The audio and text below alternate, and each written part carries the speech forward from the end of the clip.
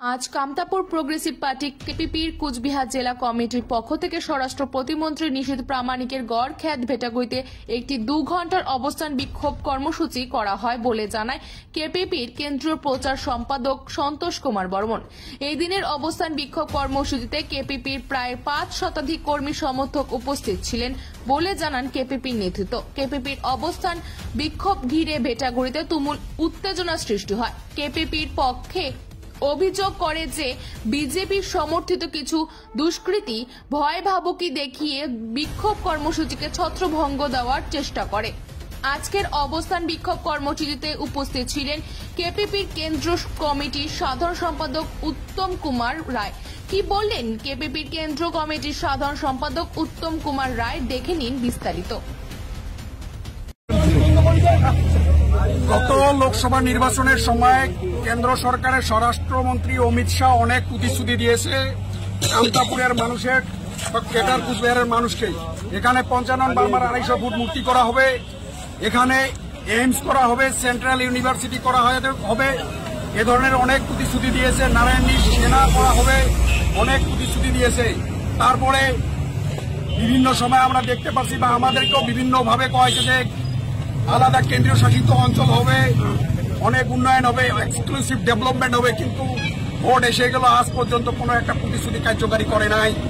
তাই আমরা এখানে অবস্থান বিক্ষোভ কার্যসূচির দ্বারা, যেহেতু আমাদের কুচবিহারের সন্তান নিশীথ প্রামাণিক, উনি স্বরাষ্ট্র প্রতিমন্ত্রী, ওনার বাড়িতে আমরা একটা গণতান্ত্রিক ওনার এরিয়ায় একটা গণতান্ত্রিক অবস্থান বিক্ষোভ কার্যসূচি আমরা পালন করার সিদ্ধান্ত নিয়েছি। কিন্তু সকাল থেকেই আমাদের কর্মীর উপর অনেক ধরনের অত্যাচার করা হয়, ভয় ভাবুকি দেখা হয়। এখানে আমাদের অনেক কর্মী আসার পরেও আমাদের কর্মীকে এখানে অবস্থান বিক্ষোভে সামিল হওয়ার ক্ষেত্রে বাধা দেওয়া হয়েছে।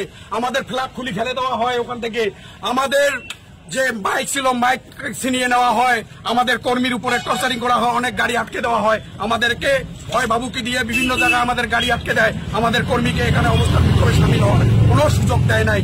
একজন স্বরাষ্ট্র প্রতিমন্ত্রী উনি যদি ডেমোক্রেসিকে সম্মান জানাতে না জানে, তাহলে আমরা কিভাবে আমরা গণতন্ত্রের উপরে বিশ্বাসী হব? তাই আমরা ভারত সরকারকে আবেদন জানাতে চাই, এই ধরনের মন মানসিকতার মানুষকে যদি আবার ওরা উচ্চ শিখরে বসায়, তাহলে আমরা কার কাছে ন্যায় চাবো? আমাদের অভাব আছে, আমাদের অভিযোগ আছে, আমাদের রাজ্য ভাষার কথা আছে, আমরা উগলাই বলতে আসছি। ওনার সঙ্গে ওনার কর্মীদের সঙ্গে কোনো আমরা ঝগড়াঝাটি করতে আসি নাই, কিন্তু যেভাবে আমাদেরকে ওখানে অবস্থান বিক্ষোভ কার্যসূচি করার মতো কোনো পরিবেশ ওখানে ছিল না, আমাদের উপরে অনেক ধরনের টর্চার করার ওরা পরিকল্পনা করছিল। তাই এই ধরনের নোংরা কার্যকে আমরা তীব্রভাবে নিন্দা জানাই, ধিক্কার জানাই। আগামী দিনে যাতে এই কার্যগুলো বন্ধ হয়, আমরা চাই সুস্থ রাজনৈতিক বাতাবরণ, আমরা চাই এই অঞ্চলের ডেভেলপমেন্ট, আমরা চাই যে সার্বিকভাবে সবাইকে নিয়ে একটা গণতান্ত্রিক পথেই আমরা যাতে আমাদের সংগ্রামকে চালিয়ে যেতে পারি। তাই আমরা এখানে আজকে শুধু ওনার কাছে আবেদন রাখার জন্য আসছি, কিন্তু আমাদের কোনো কথাই উনি শুনল না। উনি বাড়িতে থাকা সত্ত্বেও এইভাবে আমাদেরকে, আমাদের কর্মীর উপরে, আমাদের সমাজের উপরে রাজবংশী নাম ধরে এখানে অনেক বিজেপি কর্মী গালিগালাজ করছে বলে আমি শুনতে পাচ্ছি। এটাকে আমি তীব্রভাবে ধিক্কার জানাই। আপনার পরিচয়? Uttam Kumar Roy, general secretary, Kamatapur progressive party.